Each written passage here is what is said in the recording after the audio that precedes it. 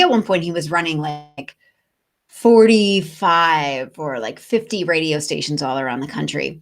And something that he said to me as far as his success of why they kept having him run more and more radio stations was a very simple tactic, which was just to play the hits, right? That even as a DJ, he knew that's what you had to do is play the hits.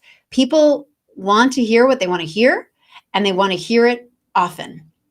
And the same thing can apply to your content, because I know that there is the fear that you have to keep coming up with more content, that whether it's social media or podcasts or blogs or whatever, that you have to keep coming up with more content. And the fact of the matter is, you really don't. You just have to figure out what the hits are, and you have to play those hits often. So I'm going to share with you how you can do that, because once you figure out what your hits are and you put that in front of your audience often, then you don't have to come up with as much content all the time. So it frees up a lot more of your time. And not only that, but you know that the content you're going to put in front of your audience is stuff that they're already responding to. So here's how you can do this. So what you're going to do first is you're going to look through your past posts, if it's social media, your past blog posts, your podcasts, your videos on YouTube, whatever it is. Every channel pretty much has its own insights, analytics, statistics, right?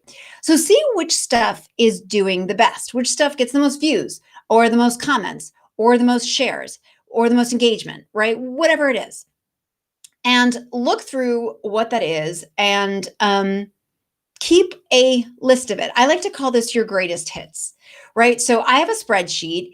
If you are watching this on YouTube, or just really sort of like look below, and I'm going to have a link to how you can get this greatest hits spreadsheet, which is basically just what I use to keep track of the post itself, where it was posted, what sort of category it goes under. If you're in our content strategy program, then you know that we talk about content statements and things like that. So that, and then the URL that you can find it, so that way you can use it, and then any accompanying copy that went with it, because you may want to switch up the copy every so often. So let me give you an example. Let's say you realize that there is an image that you posted on Instagram that is doing really, really well, right? So you want to have a link to where that image is, and then you may want to change up what the copy says the next time you post it. So that way, when you post it a few months later, it doesn't look like the exact same thing. Maybe there's a little bit of variation. Or on the flip side, let's say you go into your blog and you see that there's a blog post that people are really responding to. Well, you're going to save the link and you're going to keep sharing that exact same link to that blog post. But again, you may vary up what the caption is that goes with it. So that way on Twitter, every time you post a link to that blog post, the tweet copy or the caption there is not exactly the same each time. You kind of create a variation for it. I recommend taking those greatest hits and creating 5 variations for each one. So think about that. If you've got your top 3 blog posts or your top 3 YouTube videos, and you create 5 variations for each one, then that gives you 15 pieces of content. That's 1 piece of content per week for the next quarter. And if you think that and then you've already got that already worked out, right? You know, this is stuff that your audience likes, and you're just putting it in front of them over and over and over again.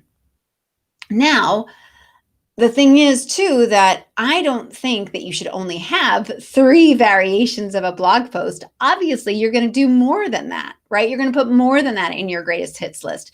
You might take a look at what your top tweet was and maybe put that over to Instagram with a screenshot. You might take your top Facebook post and post that on LinkedIn, right? So you're going to kind of create some more than just those top 3 blog posts, for example. So you're going to have even more than just 15 pieces of content. And this is just from stuff that you know is already going to work, that your audience has already tested out for you and shown you, hey, we like this. So then you want to incorporate this into your content strategy. So The first thing is, if you don't have a content strategy, then you should get one. You should either look on the blog here on Downstage Media, check the kind of content that I'm putting out, and find out what sorts of things can go into your content strategy, or just schedule an intro call with me. We can create a content strategy for you. No biggie. If you already have a content strategy, then you know there's probably like once a week or so that I recommend that you do greatest hits. And so then you're just going to schedule that out. Now, I recommend using a tool like Meet Edgar. Meet Edgar is a great tool, so that way you can just put those 15 variations of those 3 different pieces of content into a library, or I like to say a content stockpile, and then it will just automatically schedule it out for you on Twitter or Facebook or LinkedIn or whatever social media platforms that you're on. So I highly, highly, highly recommend doing that. Or, of course, you can always just use, most of the major platforms have some kind of a scheduler. So then, then you could just do it a little bit more by hand. But I don't know. I don't have time for that. Do you? If you do, great. Good for you. So schedule an intro call. You can go to downstage.media and schedule an intro call if you need a content strategy, if now is the time for you to have one. If you already have had a content strategy and you're watching this as sort of a little bit more insight into what we've put into your content strategy, then I want to recommend that you use Meet Edgar. It is an affiliate tool. I may get a little bit of info, or not info. I may get a little bit of income if you do sign up with that link, but I would not recommend it if I did not find it incredibly valuable. So do that. And then you're going to find the beauty of having your best content on autopilot, getting in front of your audience. So that way you're actually letting them know what your message is over and over and over again.